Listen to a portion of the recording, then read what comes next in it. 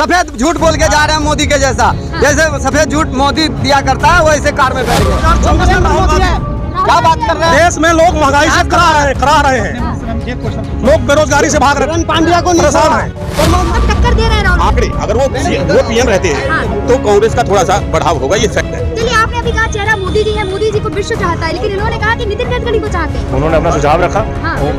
जनता जनार्दन है। 2024 में आदरणीय मोदी जी, 2029 में आदरणीय योगी जी। अब बताएं, देखिए 29 तक की भविष्यवाणी। मैडम कहानी खत्म हो चुकी है, गुब्बारा फूट चुका है, राष्ट्रवाद का गुब्बारा फट चुका है। आपके सामने 29 बोलने दो उनका विचार है। मैडम मैं यूपी का हूँ, यूपी के बारे में जानता हूँ, यूपी का हूँ, यूपी के बारे में जानता हूँ। जवाब दीजिए। पर डे यूपी में कम से कम 10 लड़कियों के साथ बलात्कार हो। बात करें जो आदरणीय योगी, अरे बात सुनिए, जो मेरे भाई 3 दिन पहले जो आदरणीय योगी जी ने उत्तर प्रदेश में किया है, आज तक किसी ने नहीं किया। जो आदरणीय योगी जी ने जला दिया जाता है, उसको शमशान के उसके अंदर जला दिया जाता है। क्या लग रहा है सर, जिस तरीके से मध्य प्रदेश में मोदी जी ने इंडिया अलायंस उसको घमंडिया कह दिया? देखिए, घमंडिया कहा या नहीं कहा, पर कहीं ना कहीं कुछ तो कहीं ना कहीं किसी प्रकार का भय होगा जो सारे एकत्रित हो गए हैं। मैं तो बार बार यही कहूँगा, अगर सही हो भय है क्या इंडिया अलायंस वालों को, तो फिर उन्होंने फिर गठबंधन क्यों किया? आज से पहले तो कभी पूर्व गठबंधन हुआ नहीं इस प्रकार का। अगर मोदी को हटाने का भय नहीं है तो सारे एकत्रित क्यों हुए? अपनी अपनी लड़ाई रखे, अपने अपने भाव रखे, अपना प्रकट करे, अपनी अपनी जो जनगणना है उसके अनुसार जो है इलेक्शन लड़ें और अपने अपने सुझाव रखें, अपने अपने जो इन्होंने विचारधारा है उस विचारधारा के अनुसार आगे बढ़े। अगर चलिए आपसे पूछूंगी, आप एक साधु, आपसे पूछूंगी क्या लग रहा है आपको 2024 के क्या अहम मुद्दे रहने वाले हैं चुनाव में? वो तो पार्टी बताएगी जी, मैं इसमें कोई नहीं, आपकी भी कुछ उम्मीदें होंगी ना कि ये मुद्दे आगे आए। मैं बताता हूँ। हाँ, बताएं। मैं 2 बार वाइस चेयरमैन रहा हूँ भारत सरकार में और कांग्रेस के कार्यकाल में रहा हूँ, परंतु कांग्रेस के कार्यकाल में और आज के विषय में आज का जो अंदाज है वो हर वर्ग, चाहे वो हिंदू है, मुस्लिम है, सिख है, ईसाई है, तमाम धर्म, तमाम जातियाँ माननीय मोदी जी का सम्मान करते हैं। वो एक अच्छे और विकास पुरुष हैं।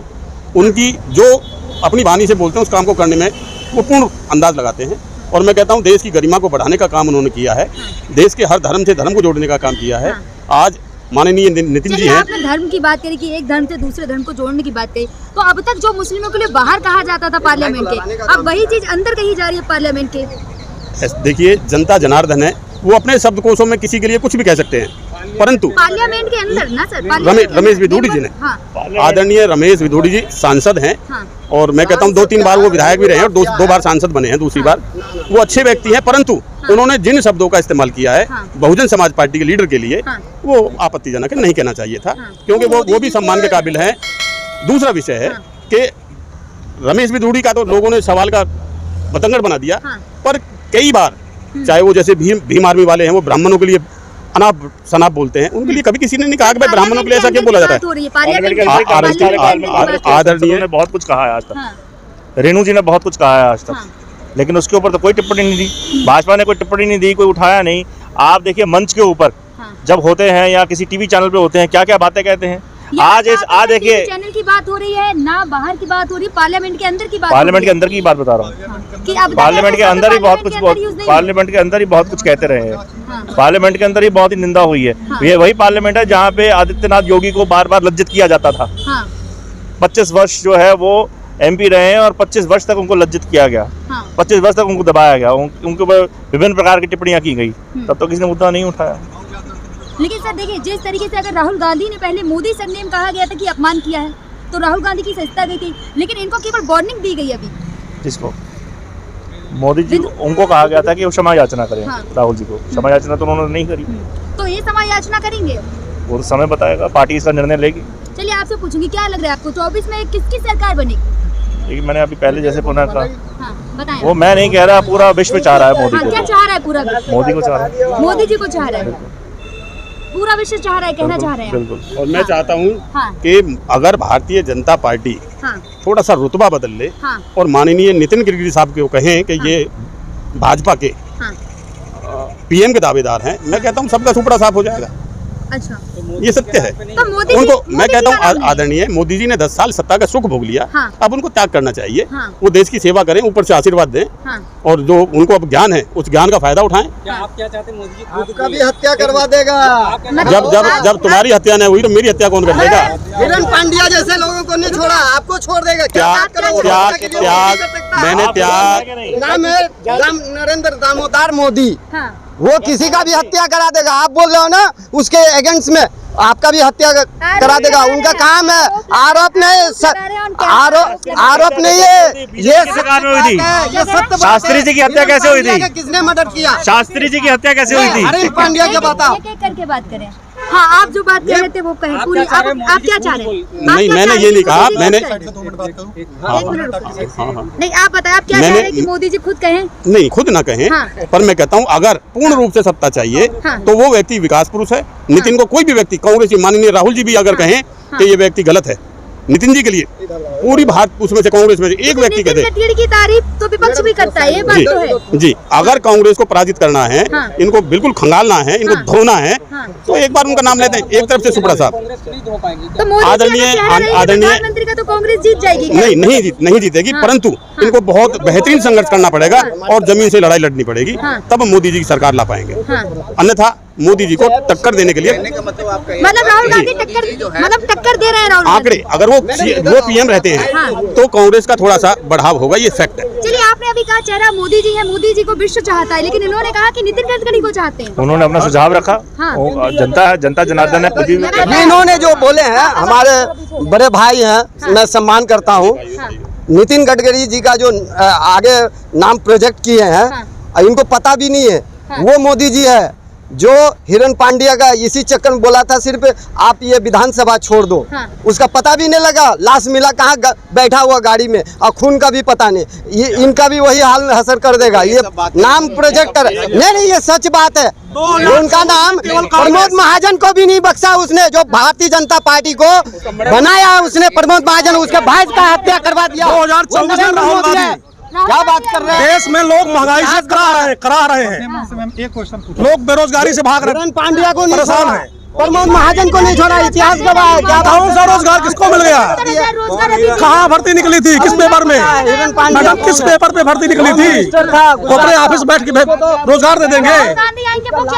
देश का विकास होगा, महंगाई कम होगी, युवाओं को रोजगार मिलेगा, नफरत कम की जाएगी, यही किया जाएगा। अपनी बीवी का नाम तो आपके साथ है। मोदी जी एक दूसरे को लड़ा रहे हैं केवल, और कुछ नहीं कर रहे हैं। जहाँ देखो वही कर रहे हैं। ब्रजभूषण शरण सिंह याद है मैडम? हाँ, याद है। हमारी महिला पहलवान कैसे घसीटा गया यहाँ पे?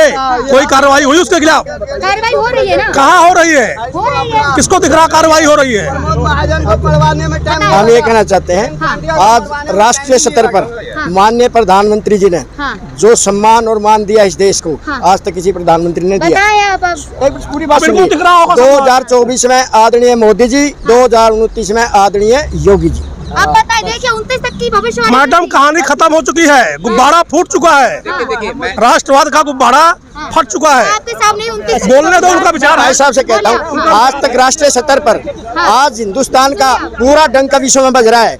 आज पूरे विश्व के अंदर अगर नाम है तो हिंदुस्तान का नाम है, आदरणीय मोदी जी का नाम है। मैडम, 200 रुपए किलो दाल है। 200 रुपए किलो दाल, 200। हम ये कहना चाहते हैं, आस पास में देखे महंगाई। जब हम इतनी बड़ी गाड़ी में चलते, महंगाई कहाँ है? देश की जो मुद्रा है उसको संभाल कर रखा है आदरणीय मोदी जी ने। ये हिंदुस्तान की बात नहीं करेंगे मैडम, हिंदुस्तान की बात नहीं करेंगे, विदेश की बात करेंगे। देश की मुद्रा को संभाल के रखा है, कह रहे हैं मोदी। मुद्रा की हाल देख लो, क्या हाल, डॉलर क्या हाल है, कहाँ पहुँच गया? गाड़ी से घूम रहे, महंगाई नहीं दिख रही। वही कह रहा हूँ, डॉलर का हाल देख लो।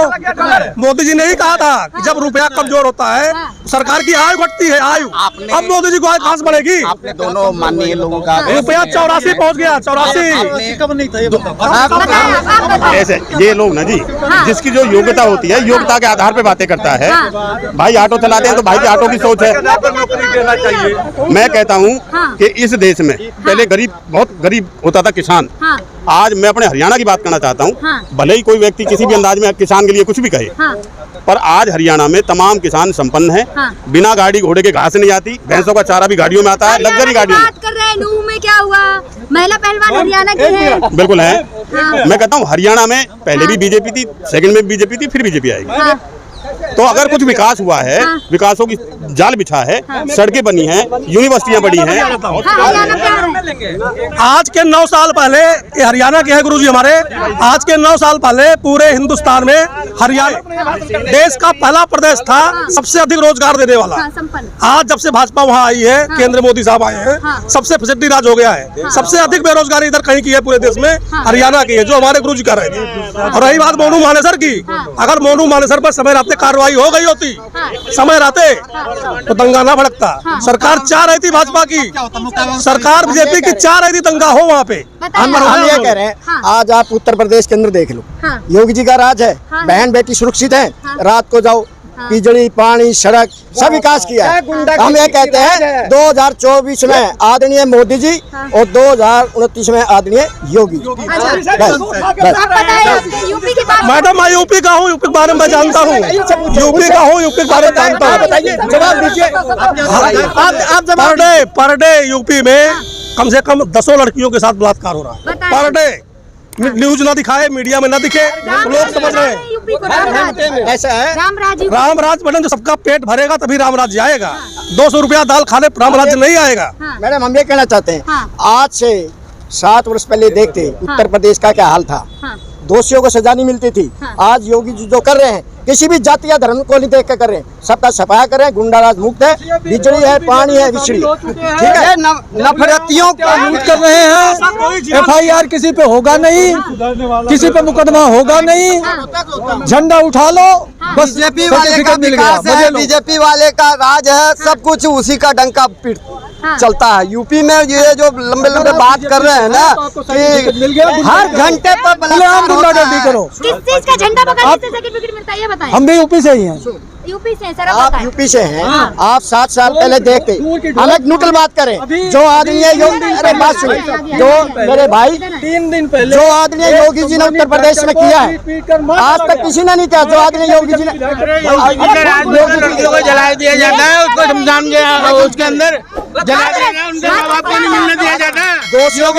योगी के राज में तो हो रहा है ये काम। 24 घंटे के अंदर दोषियों को सजा दी जाती है। ऐसा कुछ नहीं है, सब ये अपनी रोटी सेक रहे हैं। सफेद कुछ नहीं जा रहे हैं, सफेद झूठ बोल के जा रहे हैं मोदी के जैसा। जैसे सफेद झूठ मोदी दिया करता है, वैसे कार में बैठ गए।